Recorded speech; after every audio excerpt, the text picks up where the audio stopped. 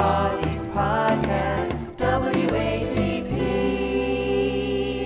This is going to be exciting because, as we all know, Angel Reese is one of the most dynamic players in the WNBA, coming off a very successful stint at LSU in her NCAA women's basketball career.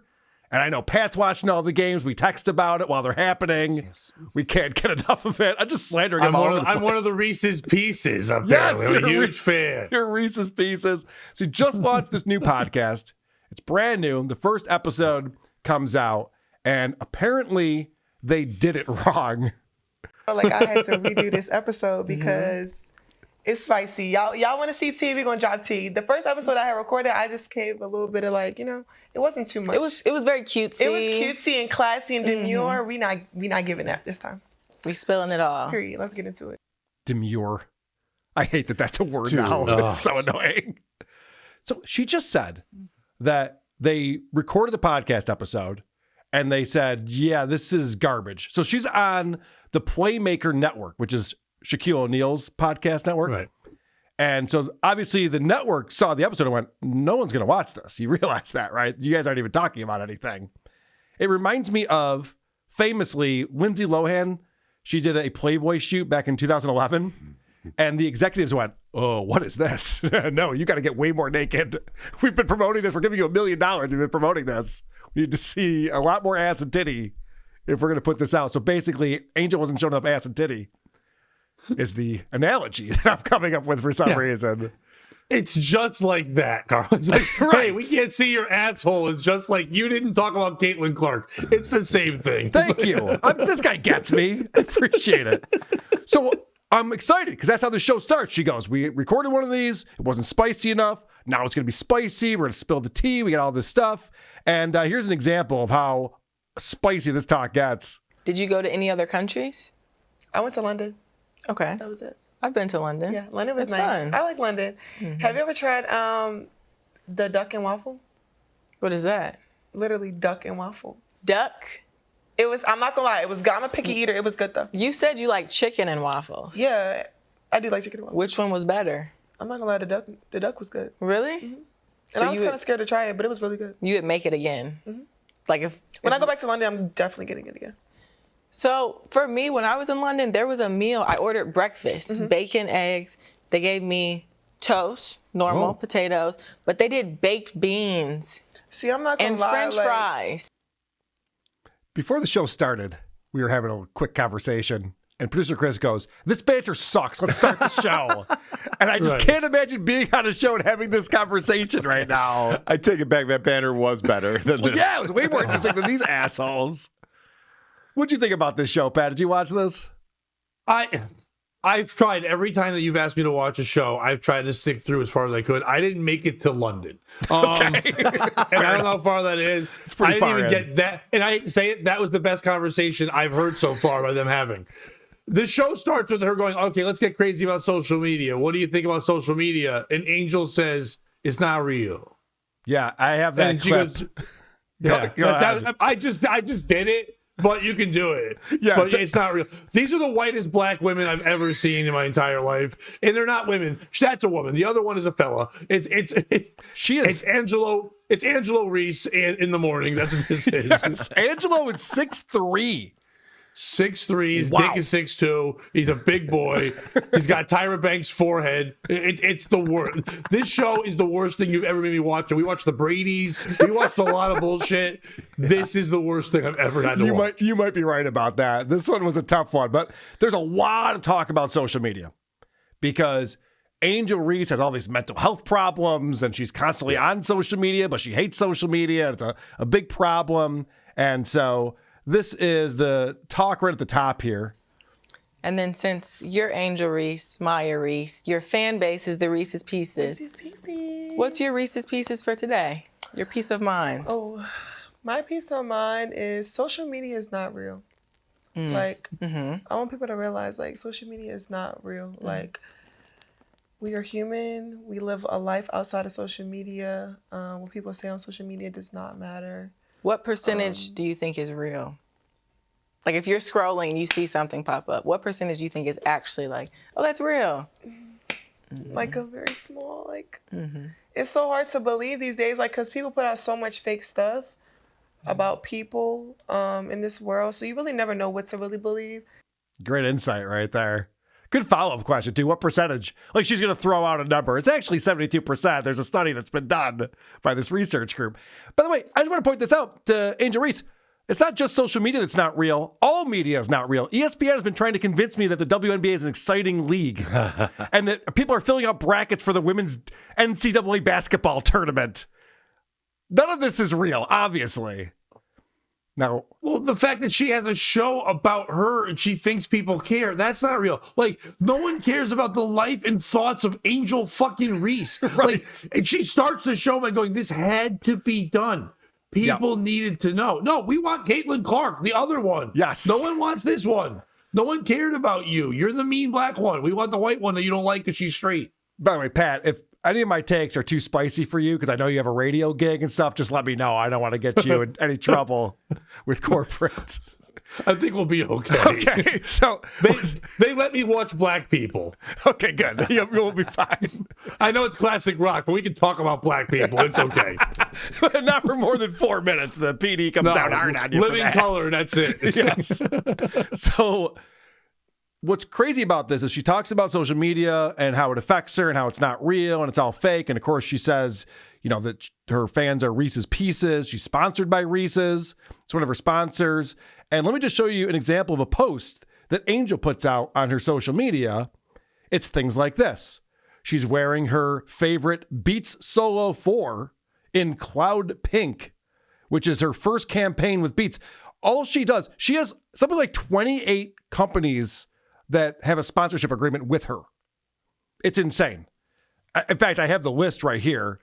Goldman Sachs, Tops, Beats by Dre, Tampax, Airbnb, Amazon, PlayStation, SI Swimsuit, Starry, Bose and Beats. That seems like a weird thing right there. I mean, the list goes on and on. It's all these like pretty big companies and shit. TurboTax is in there. Wait, Tampax? Tampax, yes. I don't know why he's putting Tampax in his. I'm not going to finish that sentence. When your dick feels weird, use Tampax. This is what's so weird about this is that the big news that she made is LSU won the championship.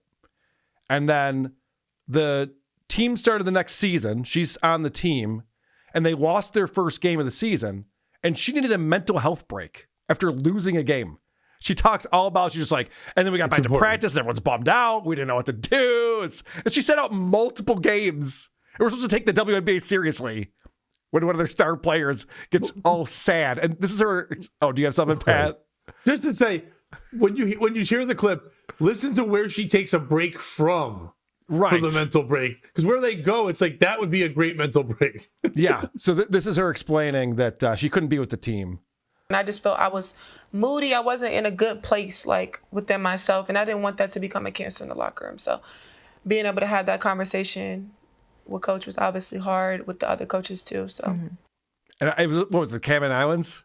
Yeah, they went to the Cayman Islands. And she's like, I can't go there. So because I need a mental break. So the one time the school's going to pay for a vacation, you're obviously a problem. They didn't want to take you to somewhere good. Well, that's what's crazy is that the way that Maya sets this whole conversation up, she's like, there's a lot of rumors floating around about why you didn't play in those games and you sat out and what was going on. Like, finally, tell me your truth. We need to know what your truth is. She's like, yeah, I was having a bad week and I was in a bad mood. That's the worst reason. That's the worst possible reason you could have given for that. Well, and what I do give her credit for is she stays in the role of a stuck-up bitch. Yes. Like, because right away, she's like, you know, her cousin jumps in. She says, you know, I was fighting with my coach, which is normal, and which is what do you do? I played sports for 12 years. If I fought with my coach, I didn't play. There was no, it's normal, it's what you do. They would make an example. Michael Jordan didn't even get to fight with coaches. He had to kind of like be quiet about it. But she fought so much that the coach thought it was best for a team who just was in the national championship for the best player they have to stay away. Because, yeah, she's trying to get her team together because this bitch sucks. Yeah. And she doesn't even see that. No, and I'm glad you picked up on that. The fact that she said, which is normal. Like, they had to, like, throw in these things. Whenever she has awful behavior, and it happens throughout the episode, she's talking about things she did that are awful. She's like, that's normal. That's what people do. Like, no. Actually, no, especially not good teammates. I listened to this at work. Mm-hmm. I was not watching, and I'm already super annoyed with her. I mean, I picked up on what you guys are talking about. Yeah. But just watching just a few seconds of her mannerisms is irritating, Yeah, to she's a say the stuck-up least. bitch. Yeah. Several times she points to herself when she says, well, I'm beautiful. I can't help that, obviously. I'm not sexualizing myself. I'm just sexual. It's like, you're a guy. You're like, Well, let's find out why she was so moody and why she was in a bad mood when the season started after their national championship. It was just everything going on. I didn't have a break that summer. I literally went straight from, I was doing photo shoots. I was in the gym. I was literally doing everything. And a little bit of time I went to USA Basketball. I was doing everything. And like, I had no breaks, no time to do anything else. So like, it was probably time that was hard for me, but it probably was time that I really needed for myself. Wow. So wait, the basketball player was playing basketball and going to the gym? Well, that is tough. All right. Well, now Brutal. Yeah, now I get it. That's rough right there. and the mandatory photo shoots. Yeah. Photo shoots. And I dog know. and waffles. Yes. And I had to update my Twitter and my Instagram. It's grueling. So much going on right there. Does she realize she comes off horribly on this? Obviously is not. her show. Or she doesn't care. She's controlling this. And she even says, I want to control the narrative. All these false narratives about me. Everyone's got false narratives out there. Here's the truth. That's the thing I'm a about cunt. her. She, she's never realized that she comes off bad anywhere. Like Right. for her to say, like they talk about, I'm sure we'll get into it, but with the Caitlin Clark stuff, for her to say that she's never said anything bad about her, there are quotes literally out there, like video of her saying, "I'm better than Caitlin Clark. I don't understand what you're talking about when you say she's better than me. I'm going to be better than her 10 years from now." She goes, "I don't know why she doesn't like me. All her fans are racist." Yep, that's my next clip that I was going to play. Because, that's the question. What's up with the rivalry between you and Caitlin Clark? Caitlin Clark, by the way, I know this is awful to say, is a white girl. I know. And straight. And straight, which is The frowned upon. WNBA hates that shit. She's the Hope Solo of basketball. If you can't be straight and white and happy, you can't. Fuck that. Stupid lesbians hate that shit. Oh, God, Stupid Hope lesbians Solo. hate when you're happy and you like cock. They hate that so much. I hope I never see Caitlin Clark's ass like I had to see Hope Solo's ass. But all right, let's hear about this. The reason why they don't like each other. The fans, her fans, the Iowa fans, now the Indiana fans that are like, they ride for her. And I respect that respectfully, but sometimes it's very disrespectful. I think there's a lot of racism when it comes to it, and I don't believe she stands on any of that. But So here's something I know about sports fans, because I am one of them, and I have a lot of friends who are big into sports. There's very little racism going on. It's amazing how the sports world, when you're rooting for a team and players, race doesn't play into it at all. Some of your favorite players on any team, especially basketball. Yeah, not since Howard Cosell. I mean, there's been some examples over the years. Yeah, I know. For sure. That wasn't racist. That was just brilliant. Okay, there's a difference. It's like, Yes. that little monkey was going, to be fair. But how ridiculous is that Angel Reese has to play the race card for her awful behavior, like you pointed out, Pat? I'm glad you know a little bit about this. I know way too much about this. Connecticut is the capital of lesbian basketball. That's right. Because of UConn and everything, so we know everything. It says it on the sign as you're driving in. Yes. Welcome to Eating Puss, Connecticut. That's what it is. Oh, cool. All right. So as we mentioned, this behemoth of a person is being sexualized. We're all horned up for her. She's so beautiful. after the season, and when I was in my press conference and I was talking about being sexualized, like, I guess people thought that was like, because I post pictures in my bathing suits. No, like, multiple occasions, people have made AI pictures of me, like, naked, literally. Really? Believe me, she would not be my first choice, that I can tell you. Who would waste AI's time with that? Why would you want to see that? It's a horrible decision. I would make 6 of her fuck a woman. Like in a black guy gangbang. Like, why not? Just put her face on 6 black guys. Yeah, I would make that. All right. Well, send me the prompts for that. We'll compare afterwards. See what we come up with for it. So she's always the victim. It's crazy how everyone's against her. It's the world versus Angel Reese. And they're going on this playoff run. She plays for the Chicago Sky. Guess how I know that? I had to look it up today. Oh. So she plays for this team. She said it 400 times at the beginning. Well, yeah, they talked about Chicago. I didn't know the name of the team. I thought it was the Chicago Bells. I didn't know. So she plays for the Chicago Sky, and they're posed to make the playoffs. And let's hear about what that's like. Okay, so since it is right now the WNBA season, right? You're on the Sky. You guys are trying to do this playoff run. What is that experience like for you? It's been hard. Jesus. It has been hard. Everything is hard. Everything is so difficult for her. She's 6'3". What's the average height in that league? 5'2"? I'm guessing. She leads the league in rebounds because the ball would take another 3 seconds to get to the next person. Her cousin is just enabling her with these questions. Yeah. How difficult and how much of a struggle was it? Yeah, right. Why didn't she say, how easy was it? And then she'd be, oh, it was Isn't it wicked great? easy. You guys weren't ranked very high, and now Smooth you're looking to make the playoffs. Yeah. I should point out, right after this was recorded, or at least after it came out, I was going to say, yeah. she injured her wrist, and she's out for the rest of the season. Yeah, she's out for the season. Yeah. Like the day after this came out. She's out for the season. So it won't be so hard for her anymore. So that's good. See, good news for her. Let me ask you guys, like, if you got the same vibe. I feel like the first episode, the one we don't get to see, it's not that it was boring. I think that the cousin asked real questions, and Angel didn't like how she came off because the cousin is asking questions like she's a pissed off reporter, right? This is not a connection. These are not two people that know each other. This feels like someone is like, so what's it like on social media? Because I want you to talk about social media. What's it like with Caitlin Clark? I feel like she was asking her real shit, made her look bad. She watched it back and said, oh, fuck, you better do your job. You want to make money off me.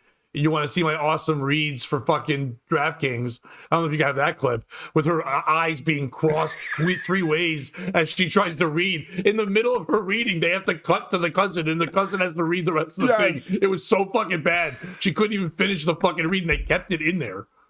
Yeah, it's crazy how much money she's making, millions of dollars with all of these sponsors, and she couldn't be more miserable about it. And I think you're onto something there, Pat. I bet it made her look even worse than this one did, because the first question she asked, and this is actually evidence to what Pat was saying, that now she's given questions to ask her that no one would ask someone on a podcast. It's so fucking boring.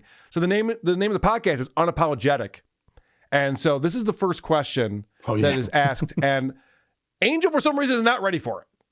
No. So first, since this is Unapologetically Angel, what is something that you're unapologetic about? I'm unapologetic about my Adam's apple.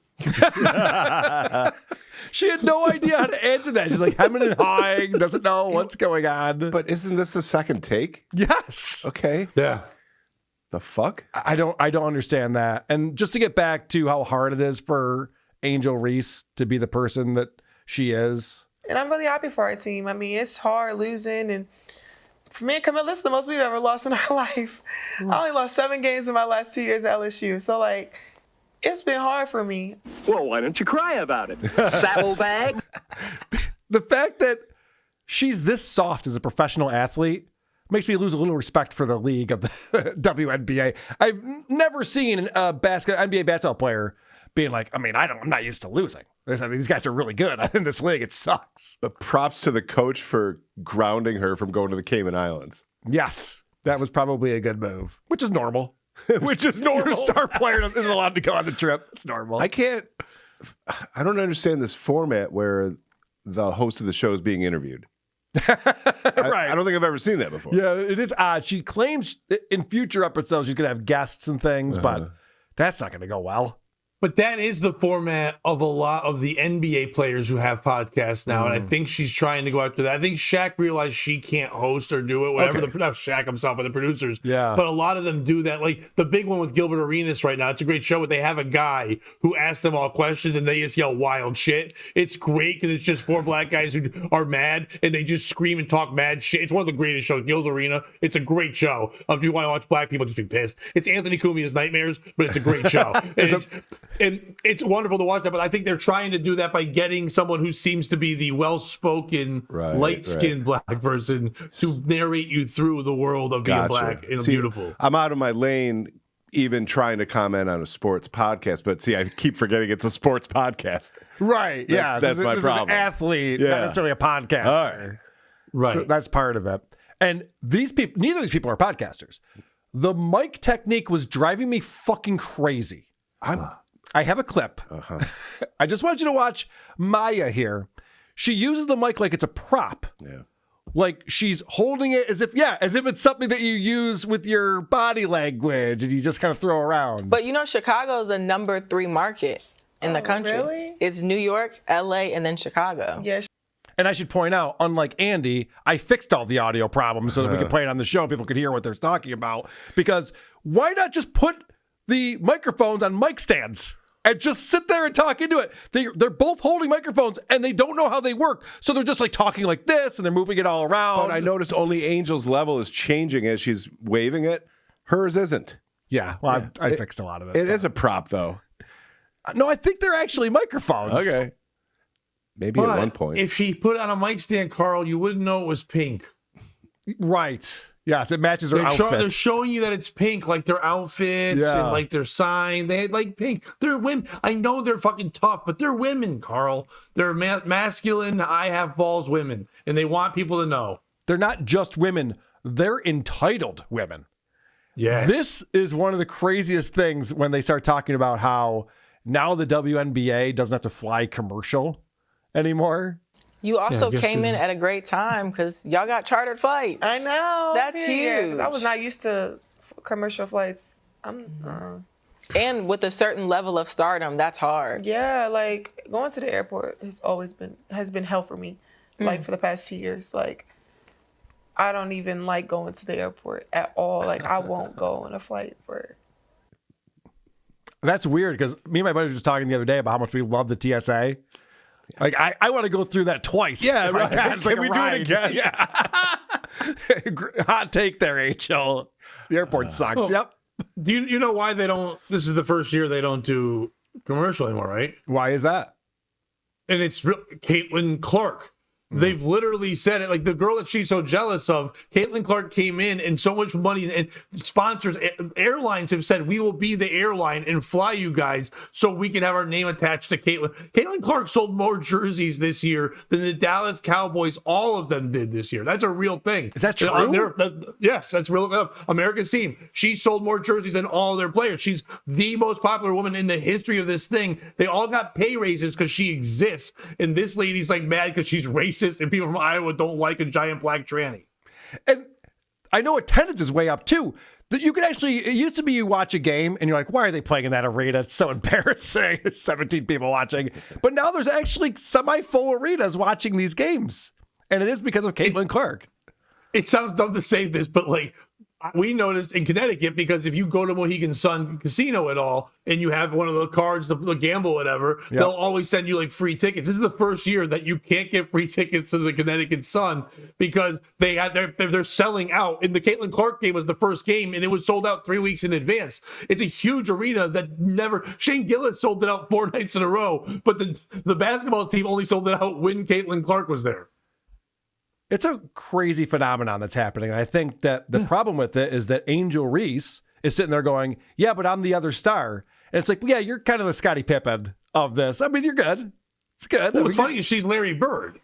Well, no, Larry Bird was That's phenomenal. the funny part. But no. But with the Magic Johnson Showtime and the Flash, it's the Larry Bird supposed to be a hard worker. And Larry Bird did talk a lot of shit. He just had a podcast. If Larry Bird had a podcast, it'd be called The N-Word. Like, that's what it would be called. All right. Missy B's searching for it right now. She's like, is that podcast a podcast? I'll check that out. So here's another softball question. Angel Reese sucks at this. She needs media training. She needs something. Because how do you not have an answer for this? Okay, but back to the league. What was your welcome to the WNBA moment? Probably, let me think. My welcome to the WNBA, I've had some good experiences. I don't know. I haven't had any really bad experiences. Probably, Oh, fuck. You're right. Those are props. Ooh, I don't know. Well, I haven't had like a bad experience. Like, It doesn't have to be bad, but just a moment when you realize, like, oh, I'm in the really league. in this league. Oh my God, Chris, you were right. I'm an idiot. And I'm not even commenting on this clip now because I just noticed that those are XLR microphones. And if they were wireless, you'd have a wireless unit plugged into it. Without anything plugged into the XLR, it's not a real thing. But to Pat's point, I think it's all about the pink on there. That is stupid. Yeah.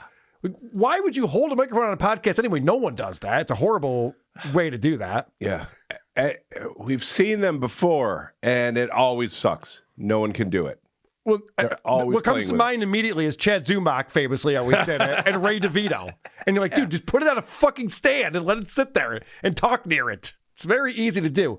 Anyway, how does she not have an answer? Like, what was your welcome to the WNBA moment? This is as easy as, oh my gosh, when I got out on the court for the first game, and there's a whole stadium full of people going nuts, and it's the best attendance the league's ever had. Like, I can answer this fucking question. Right. Even Or if that... you prove. Go ahead. No, it's all right. I was say you prove that you're a real player and you respect the other players because they usually all go to a veteran and say like the first time I went up against so and so, and I didn't realize like what you call it. Rasheed Wallace has always talked about when he played against Joe Klein, which is a white guy who was super strong but not known, and he's like, I didn't know humans were that strong until I bumped into this man. I always manhandled everyone, and he called me boy and he knocked me to the ground 3 times, and then he picked up my hand and we was welcome to the NBA, and he's like, that man, welcome. I didn't realize human beings were that strong, and I knew I had to work hard. She could have said anything. Like, I didn't realize Diana Taurasi was so fast and such a lesbian, or whatever they would say in that way. I didn't know all their breath was going to smell like my pussy. I had no idea. Yeah, I didn't realize how many women would just try to fuck me in the locker room or in the shower. Now that would have been some spicy goss, some hot goss, which is what I thought we were going to get, because that's how this whole show was built. There's going to be some goss. We're going to spill the tea. And so she sat next to Kevin Durant when she was over in Paris watching the whatever Olympic games that were going on. And so the big question is, what's going on with you and Kevin Durant? You said you went to the men's game and the women's game, right? Yeah. So there were headlines from that game because you were courtside with Kevin Durant. And they're like, oh my God, they're dating. That's not a thing, correct? No, that was never a thing. I don't even know how that even became a thing because I sat next to somebody. My friend was sitting next to Steph. Mm-hmm. So I don't... Who's married. So they're not dating. I don't even get that. Like, so people always... I don't know where that even came from. What a boring show. What's going on with you and Kevin Durant? Nothing? Okay. Cool. Yeah. Well, Kevin Durant chimed in and he said, yeah, nothing. I'm not fucking that lady either. Definitely nothing. I don't know why I was sat there. I complained about it endlessly. Yeah, I don't fuck Medea. That's not happening there. Then we start to talk about why she's being taken down by the haters. And anyone who feels they're being slighted in society who's a multi-millionaire doesn't really have a leg to stand on. And so they have to figure out why they're complaining. Do you think they're just looking for a reason looking for something complain? to find something to hate? Because I am a successful Black woman. I'm doing a lot of things that you haven't seen before. Being able to manage my schedule and being able to work hard and grind and do things that they said I wouldn't do. They told me I wouldn't graduate. I graduated on time. You're supposed to. In 4 years. Yeah, that's what most people do. Debts, not eligible. Like, I did everything they said I wouldn't do. And I think that's the thing. I proved them right. I proved them wrong every single time. I prove them right. Yeah. Truth wants to come out. This is the crazy thing. I love when people are just like, well, I'm a successful Black woman. That's why they hate me. In every poll, it says if Michelle Obama ran for president, she would beat Trump. It's like, oh yeah, everyone hates successful Black women. Of course. That's the reason why. Yeah. Oprah, no one knows who that is. Yeah, right. Well, everyone hates Oprah. These stupid, successful Black people. And what was the first example she gave? She keeps her schedule? Yeah. That took me by surprise. I thought it was because a woman could play basketball. Yeah. She literally explains that she practices, goes to the gym, and then outside of those two things, or playing games, that's when she goes on social media. And of course, the social media is all important because that's how she makes her millions of dollars in endorsement deals. Yeah. Because she makes minimum wage for the WNBA. Yeah, I know. Well, I mean, they don't great. make shit. Yeah. They still owe $10 million a year with Caitlin Clark. They're in the hole. it's a every charity year. league. Yeah, the NBA sponsors that as a charity league, and then they complain about how much money they make. Why don't we make as much money as the NBA players? Bill Burr, if you've seen Bill Burr's special from a couple of years ago, had the greatest take on that ever. All right. So the haters have been hating, and she hasn't been able to slap back until now. That's why I just don't even respond. Like, I'm being able to have this podcast, being able to talk about these things.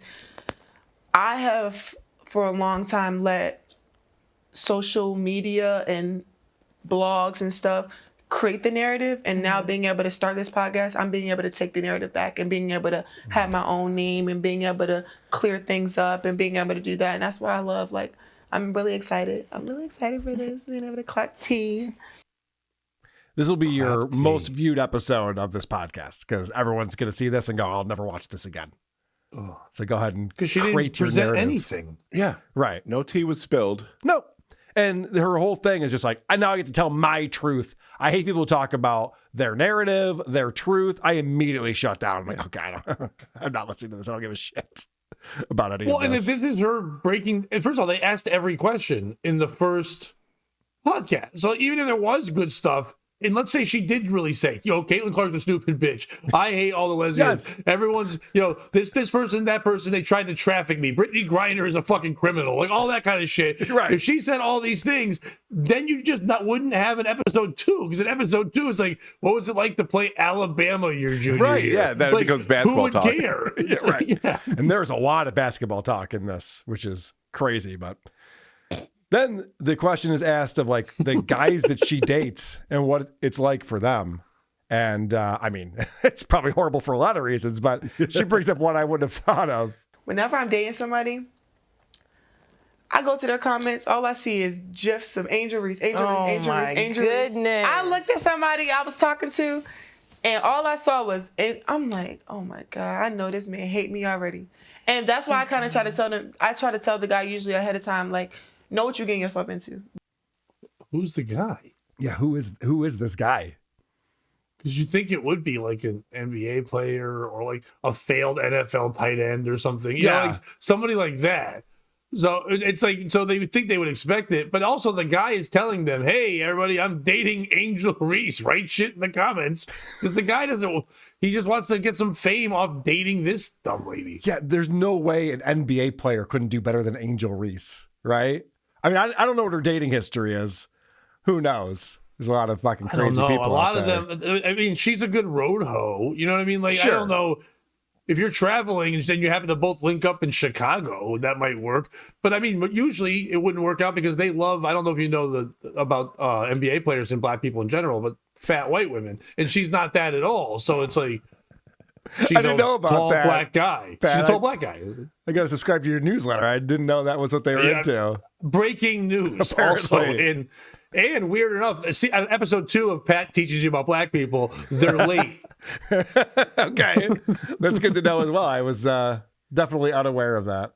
I'm spilling the tea. It's what I'm doing on my new podcast. Is Me there, and Angel spill the tea. Is there anything else that you picked up on or anything that I missed that we should be commenting on from this show? Just that her what she blames Caitlin Clark's people for. There's death threats supposedly, Oh, right. people going to her home, stuff like that. But I'm pretty sure Caitlin Clark's fans aren't going, we love Caitlin Clark. It's a very, like, I hate to keep bringing up Kumia, but it's Kumia country. Yeah. It's like in her mind, she's saying that every person that threatens her is somebody that says out loud, we love Caitlin Clark and we're going to murder you. I think she just means white people, not Caitlin Clark fans. She says that they follow me to my house, they get my address. That's the other thing, too. When people start talking about death threats, it's another thing that gets me to shut down immediately. I'm like, shut up. Right. No one's threatening your life. First off, on social media, I mean, they don't allow that. Social media is very much policed on this thing. I've been shadow banned by Twitter because I told Chad Zubak he sucks at comedy. You know, it's like, it doesn't take much for these social networks to be like, yeah, we don't want you to have a voice out here. So this whole idea that people are getting death threats, and I just want to say this, I've said it before, for the record, anyone in the future is going to complain about death threats, when someone says they're going to kill you, they're not. People who want to kill you, just do it. It's a really dumb idea. Say the line. It's a really dumb idea to announce it first. It's not a smart move. Yeah, they never had like news clips of like kids from Columbine and then Sandy Hook going, "Guess what tomorrow is?" So Right. They didn't do that. Well, could you imagine the mafia like making a phone call, just like, by the way, Saturday next week, have fun at the club. See you there. How do you feel about sleeping with the fishes? Right. So stupid. You wouldn't do that. What's your favorite fish? Because you're going to sleep next to it tomorrow. Okay, we got it. It'd be funny, but it'd be a really stupid thing to do, I would imagine. Yeah, they're not saying they're going to kill you. They say that we wish you would die. It's a Right. difference. They don't want you to exist. They're praying for it, but they're not going to do it. That is a very big difference. I remember Ray DeVito complaining about death threats. It was just like, no, someone just said that they want you to be unearthed. It's very They different. just don't want you and they don't want you around. Right. Yes. Yeah. They don't like your presence physically or online. That's all they're saying. Who are these podcasts? WNBA.